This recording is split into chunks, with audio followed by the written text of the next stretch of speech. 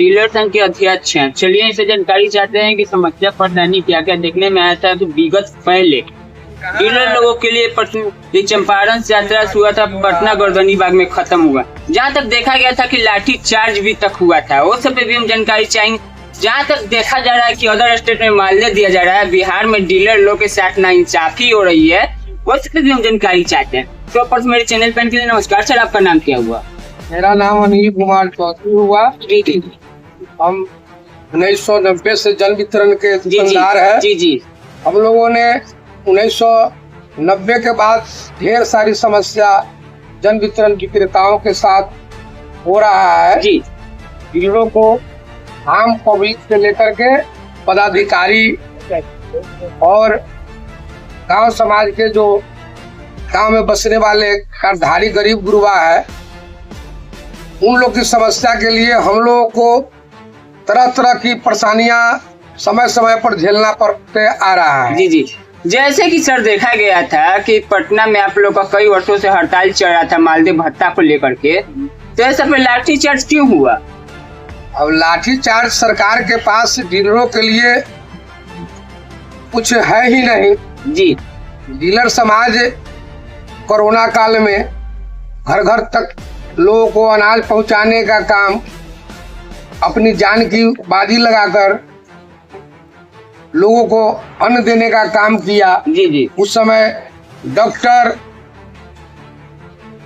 लोगों को इलाज करने से कतराते थे। उस परिस्थिति में हम लोगों ने अपनी जान हथेली पर लेकर के आम जनता को अपनी जान की परवाह किए बगैर घर घर तक अनाज पहुंचाए। पूरे सावधानी के साथ यहाँ देख रहे होइएगा कि हमारे वितरण व्यवस्था में हमारा जो लेबर था उसकी सुरक्षा को मद्देनजर भी हमने अपनी गोदाम के अंदर एक होल करवा करके पाइप लाइन डलवा करके और उसकी सुरक्षा के साथ अपनी सुरक्षा भी हम लोगों ने मास्क, दस्ताना और सैनिटाइजर का सहारा लेकर के हम लोग जन जन तक खाद्य सामग्री पहुंचाने का काम किए। जी जी। तो हम लोगों ने अपनी जान की परवाह नहीं की। आज सुशासन डबल इंजन की सरकार नरेंद्र मोदी और नीतीश कुमार जी की सरकार को जरा सा भी परवाह नहीं है कि हमारे बिहार के विक्रेता की परिवार का भरण पोषण किस ढंग से हो। आज नेताओं की अगर एक बार के बाद दो बार भी अगर चुनाव वो जीतते हैं तो उनको दो पेंशन मिलता है, उनको हर तरह की सुविधा मिलता है, लेकिन आज डीलर के देने के लिए एक मजदूरी तक नहीं है। आज एक मजदूर जो है प्रतिदिन 500 रुपया 1000 रुपया कमाता है और हम लोग इसमें 2-2 3-3 परिवार नॉमिनी के साथ साथ लेबर खटाते हैं। अब तो स्थिति ऐसा हो गया है जो लेबर के देने के लिए भी पैसा नहीं रहता है। हम लोग अपने जो है सके अब मजदूरी करना पड़ रहा है। सामान लाने के बाद गोदाम से सामान आता है, रास्ते में DSD के द्वारा, ड्राइवर के द्वारा, पलदार के द्वारा रास्ते में भी चोरी किया जाता है, जबकि हम लोग को सामान अच्छा नहीं मिलता। हम लोग को सामान एक तो अच्छा नहीं मिलता है। ACM के द्वारा सड़ा हुआ सामान CMR के नाम पर कि भाई हमारे बिहार के चावल कहाँ जाएगा, तो वो इसके आड़ में सड़ा हुआ चावल ले आता है और हम लोग को मिक्स करके वितरण करने के लिए मिक्स करके भेज देता है। वितरण करने के लिए क्या कहेगा, भेज देता है, जो कि हम लोग को परेशानी का सामना करना पड़ रहा है।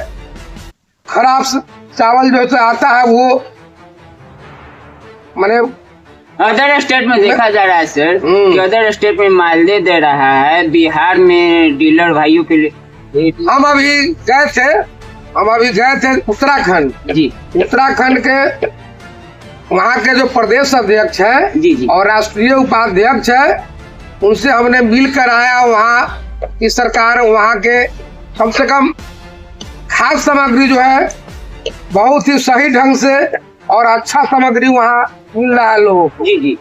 हमने वहाँ घूम के आए हैं, लेकिन अपने बिहार सरकार जो है आज सुशासन की ढोंग रचती है। मेरे चैनल से क्या मांगे कर रहे हैं सरकार से? अब आपके चैनल, बहुत सारे चैनल वालों ने हम लोगों को तो आवाज उठाते रहते हैं जी। लेकिन सरकार कुछ इस पर विचार करे तब तो।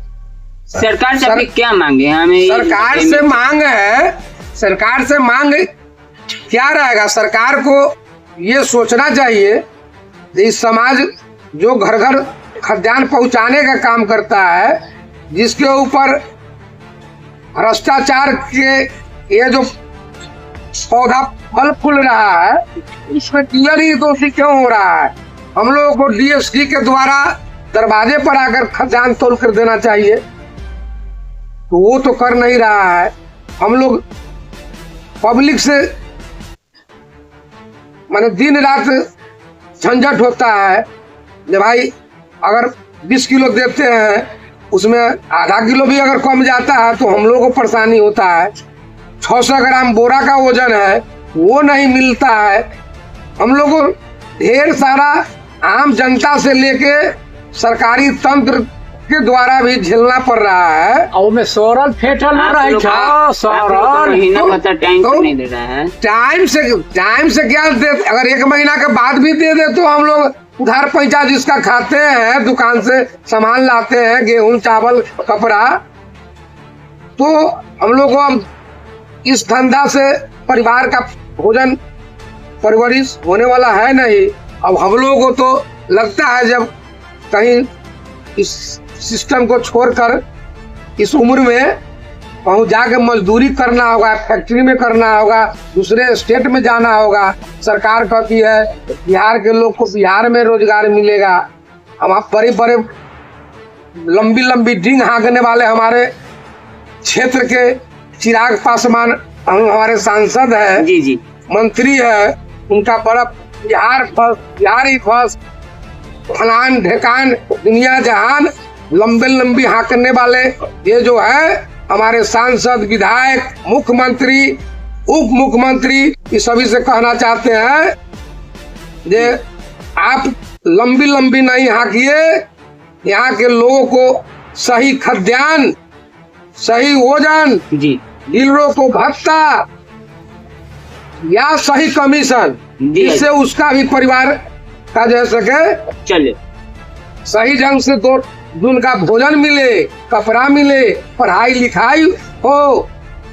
ये सब पर सोचने का माननीय मुख्यमंत्री नीतीश जी, इस पर अंदर आत्मा को जगाइए, अंदर आत्मा को जगाइए और एक बार सोते समय सोचिए कि उस परिवार का कैसे बाल बच्चा का भविष्य, शादी ब्याह, पढ़ाई लिखाई किस ढंग से होगा, जी, किस ढंग से होगा।